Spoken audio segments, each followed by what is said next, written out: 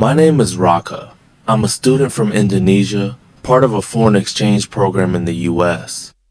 They placed me in a small town called Gainesville, Texas quiet, dry and surrounded by endless flatlands. Not far from my campus, there was an old Victorian house at the very end of the street. Faded paint, cracked windows, and a silence that seemed too heavy. They called it the Stanton House. No one liked to talk about it. When I was looking for a place to stay, I saw it listed for rent. The price was suspiciously cheap. The landlord simply said it had been empty for years. I didn't ask questions.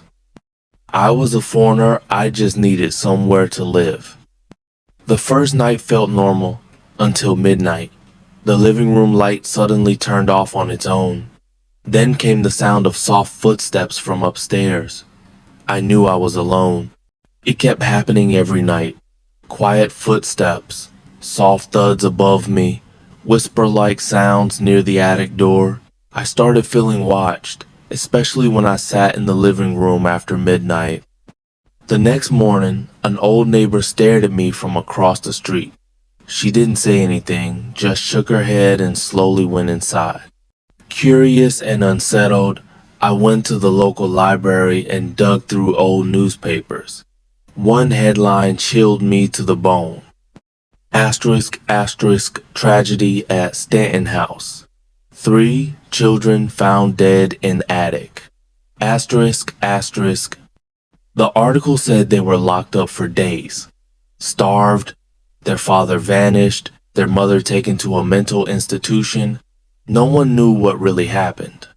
On the 5th night, I had a dream. I was sitting in the living room, and 3 children were standing around me.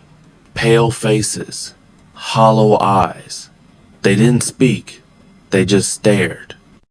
I woke up in a cold sweat only to see the living room light was on. I was sure I had turned it off before sleeping. When I went downstairs, the air was freezing. The heater was still running. That night, I set up a recorder.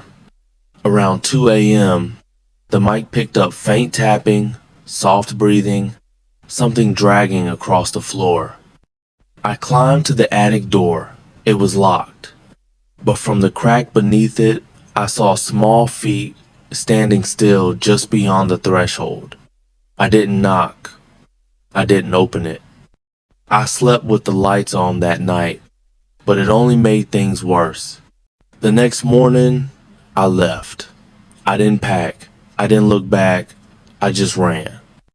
Now, in my new apartment far from Gainesville, things still happen. At midnight, sometimes the lights turn on by themselves. And when they do, I hear soft footsteps above me. Always 3. Then silence. Ever since I turned on the light in that house after midnight, I've never been truly alone again. Because they follow the light, and they hate the brightness.